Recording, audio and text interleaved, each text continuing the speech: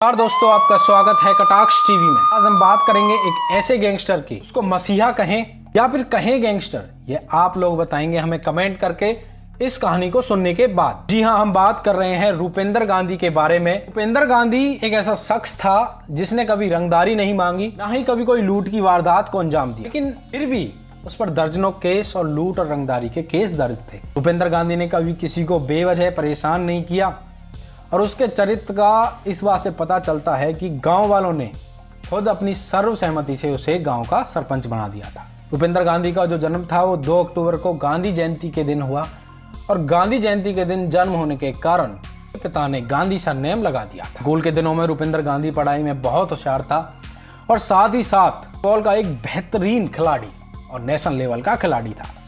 उसने national level पर जाकर फुटबॉल में कई मेडल जीते थे और जब रूपेंद्र बड़ा हुआ तो 12वीं कक्षा पास करने के बाद वह आगे की पढ़ाई के लिए चंडीगढ़ आ गया। चंडीगढ़ की पंजाब यूनिवर्सिटी में उसने दाखिला लिया और धीरे धीरे जो उसका झुकाव था वो छात्र राजनीति की तरफ हुआ। और फिर क्या, रूपेंद्र ने Gandhi group of student union के नाम से एक छात्र संगठन बनाया और यहीं से रूपेंद्र गांधी के जो जीवन की दिशा थी वो बदल गई। कहा जाता है कि रूपेंद्र ने पहले से किसी के साथ कुछ गलत नहीं किया, लेकिन दूसरों की मदद करने के लिए मसीहा बनकर खड़ा हो जाता था। उसके पास जब भी कोई छात्र अपनी समस्या लेकर जाता था तो वह इस समस्या को अपने तरीके से हल करता था, चाहे उस समस्या के लिए उसे कोई गलत कदम क्यों ना उठाना पड़े। और यही कारण था जिसकी वजह से रूपेंद्र की जो लोकप्रियता थी वो बढ़ी और साथ ही साथ दुश्मनी भी बढ़ी। रूपेंद्र गांधी अपने आक्रामक रवैये के कारण ज़्यादातर मामलों की जो हल था वो लड़ाई झगड़े से ही निकालता था। धीरे धीरे इन लड़ाइयों से उसके कई दुश्मन बने और इन्हीं दुश्मनी के कारण कब ये लड़ाइयाँ गैंगवार में बदल गईं पता ही नहीं चला। इसके बाद रूपेंद्र के खिलाफ एक के बाद एक कई आपराधिक केस दर्ज हुए। इसके बाद उसने पुलिस से बचने के लिए वापस अपने गाँव में ठिकाना बना लिया। रूपेंद्र गांधी पुलिस के लिए अब एक गैंगस्टर बन चुका था क्योंकि उसके खिलाफ कई आपराधिक मामले दर्ज थे, लेकिन उसकी फितरत भी ऐसी थी कि वह दूसरों की मदद के लिए किसी भी हद तक जा सकता था। रूपेंद्र गांधी के गांव वालों को कहना है कि गरीब परिवारों की मदद करता था, जिससे उसकी एक अच्छी छवि गांव के लोगों के बीच में तैयार हो गई थी और इसी वजह से उसे महज 22 साल की उम्र में सरपंच चुन लिया गया। रूपेंद्र ने सरपंच बनने के बाद कई नेक काम किए, अच्छे काम किए। उसने कई गरीब लड़कियों की शादियां भी करवाईं, तो इसलिए गांव वाले उसे बेहद पसंद करते थे।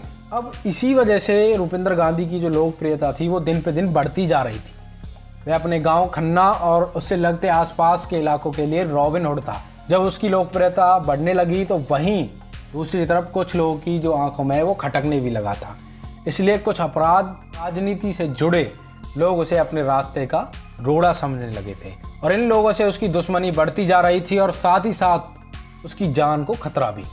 उसके दोस्त जो थे उसके साथ रहते थे हमेशा और अकेले उसे कहीं जाने से मना करते थे, लेकिन रूपेंद्र गांधी बिल्कुल बेपरवाह था। रूपेंद्र का मानना था कि मौत तो एक ना एक दिन आनी है, फिर क्यों डर के जीना। और आखिर वह दिन आ ही गया जब मौत उसके भाग्य में आ गई। सितंबर 2003 को सुबह 8:30 बजे रूपेंद्र अपने एक साथी हरप्रीत के साथ पास ही के गांव सलौंधी के सुरेंद्र पाल से मिलकर वापस आ रहा था। रूपेंद्र गांधी स्कूटर चला रहा था और हरप्रीत उसके पीछे बैठा हुआ था। तो तभी जब ये लोग धेरी गांव के आसपास पहुंचे तो एक कार उनका पीछा करने लगी। उस कार ने रूपेंद्र की स्कूटर को टक्कर मारा और उस कार में सवार लोगों ने हवा में गोलियां भी चलाई। इन लोगों ने रूपेंद्र को मारा पीटा, अपने साथ गाड़ी में बैठाकर चल दिए। हरप्रीत के बयान पर खन्ना सदर थाने में रूपेंद्र के अपहरण का मामला दर्ज हुआ, लेकिन इसके 4 दिन बाद ही यानी 9 सितंबर 2003 को उसकी लाश जो थी बाखड़ा नहर के पास पेड़ से लटकी हुई मिली। इसके बाद रूपेंद्र का जो पोस्टमार्टम होता है और उसमें यह खुलासा होता है कि उसके हाथ और पाँव की जो हड्डियां हैं वो टूटी पड़ी हैं, तो उसको 2 गोलियां भी लगी थी। इसके बाद पुलिस अपनी कार्रवाई में जुट जाती है और उसके हत्या और अपहरण के मामले में 11 लोगों को आरोपी बनाया जाता है, जिसमें लक्ष्मी नाम के एक आरोपी को अहम भूमिका थी।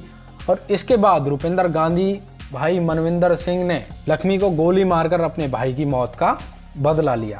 पर साल 2017 में 20 अगस्त की सुबह 7:30 बजे जब मनविंदर अपने भतीजे के साथ खेत पर गया तभी वहाँ 2 नकाबपोश आए और उन्होंने मनविंदर पर ताबड़तोड़ तरीके से गोलियां चला दी एंड मौकाए वारदात पर मनविंदर की मौत हो गई। और इस वारदात के बाद हमलावर मनविंदर की बुलेट मोटरसाइकिल लेकर फरार हो गए थे, जिन्हें बाद में पुलिस द्वारा गिरफ्तार भी कर लिया गया। तो दोस्तों, आपकी क्या राय है इस कहानी के बारे में कि क्या भूपेंद्र गांधी गैंगस्टर था या फिर एक मसीहा था? अपना विचार हमें कमेंट करके ज़रूर बताएं। दोस्तों, अपना और अपने परिवार का ख्याल रखें। जल्दी मिलते हैं आपसे अगली कहानी में। तब तक के लिए जय हिंद, जय भारत।